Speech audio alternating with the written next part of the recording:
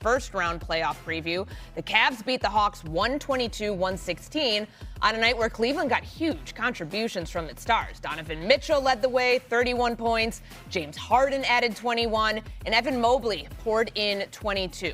So with this win, Cleveland, they're 51-29. They can finish no lower than 4th in the East, and they're a half game behind New York for the 3rd seed right now, with 2 games remaining in the regular season. So you see those standings right there. It's the Pistons, Celtics, Knicks, and obviously Cleveland, David. How much of how legitimate of a contender is this Cavs team? Cavs are a legitimate contender. Yes, look, let's start with the flaws, because I know, Vince, you're looking at me, how you looking at me. They are a flawed team, but every team at the top of the East is a flawed team. So let's start with the flaws. Yes, I have real concerns with James Harden come Game 6 or Game 7. I have real concerns with them defensively, because their defense has fallen off a cliff since James Harden has been there, especially in these last few games. But what we saw last night especially is the reemergence of a guy that I thought was going to have a much better season, which was Evan Mobley at 19 rebounds, 3 blocks, 22 points against Atlanta.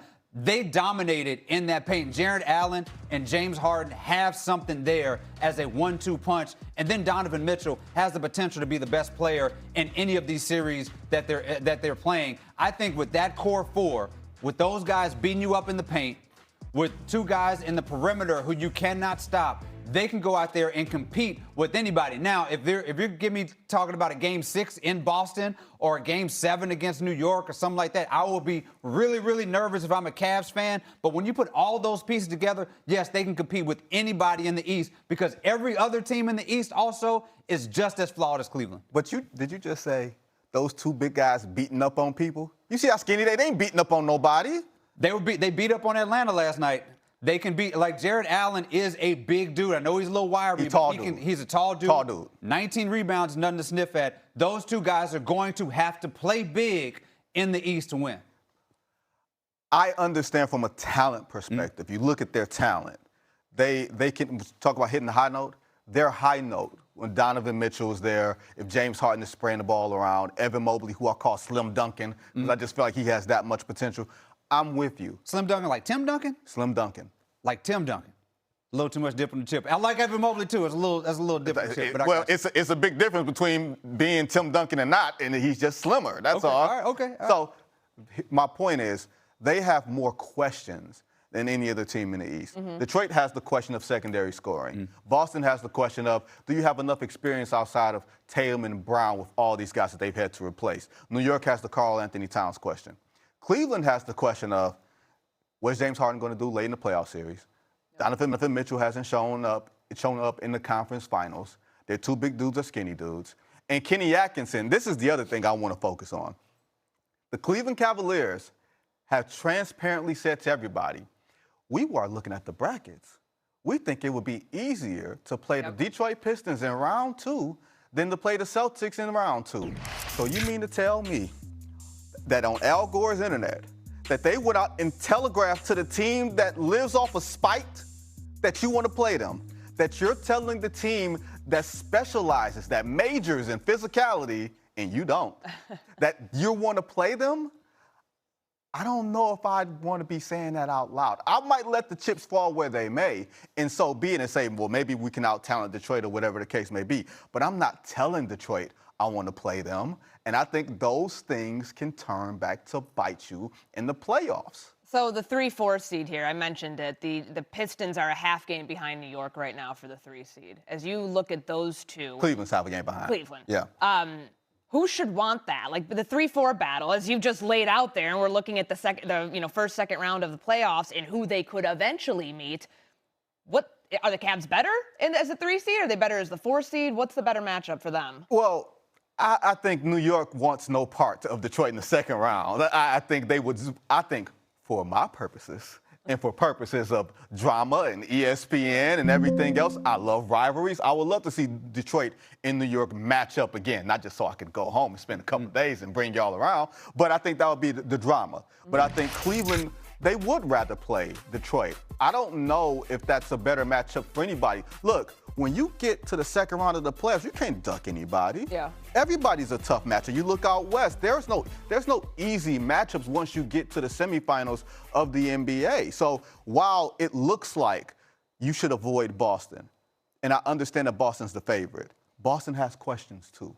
So while you're messing around and saying, well, we want to avoid Jason Tatum and Jaylen Brown, like we got to see Jason Tatum play every other day in the playoff series. We got to see the Baylor Shiremans of the world and the Nemias Quedas in the world play in high-stakes playoff basketball. Just because it says Celtics doesn't mean it's Kristaps Porzingis and Drew Holiday and all those guys that won that championship 2 years ago. That team did lose in the second round last year. We're giving them a lot of credit as they have deserved and earned. But once again, there's no easy matchups here. Well, far be it for me to be a little presumptuous. Let's get to the second round first, because these first round matchups are not a given, especially if you're looking at that Atlanta Hawks team at the 5 spot. I don't know, like say you want to play Detroit in the second round. You got to get through an Atlanta Hawks team that is absolutely feisty. Yes, they lost last night, but they were able to give Cleveland some real problems down the stretch. That is a team with all of those wings, with all of those guys, with the versatility, with the way that NAW is playing as a point guard, with Jalen Johnson as an all-NBA type player, they are going to give whoever they play in the first round fits. That is going to be a long series. And if I'm Cleveland, one thing you don't want when you got James Harden on your team is a long series. I don't want to hear the words Game 6 or Game 7 if James Harden is anywhere on my roster. So don't talk to me about a second round. You got to beat Atlanta. I think, Toronto's a little bit of an easier matchup, but they still got some dogs on that team too. Don't do all this thinking about who you're going to place in the second round. You got to beat somebody in the first round, and there are no slouches in the East right now. So you bring up James Harden. Obviously, they acquire him at the deadline. And there's an interesting stat here. So they were up 112, the Cavs that is. They were up 112-110, 5 minutes to go. So they're 13-14 now since he joined the team February 7th in clutch time, 13-14 in clutch time.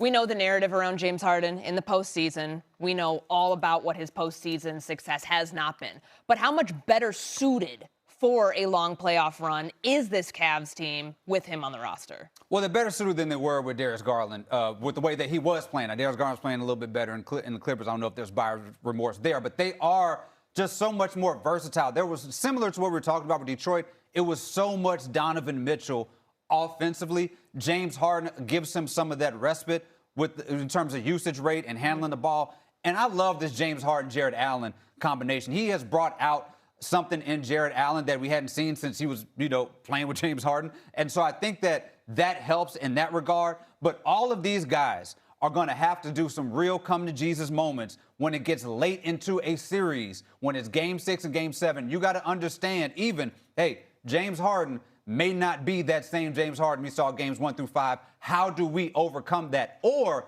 James Harden finally turns over a new leaf when it comes to playoffs. We've seen his movies, right? And I think the good thing about the Cavs is this.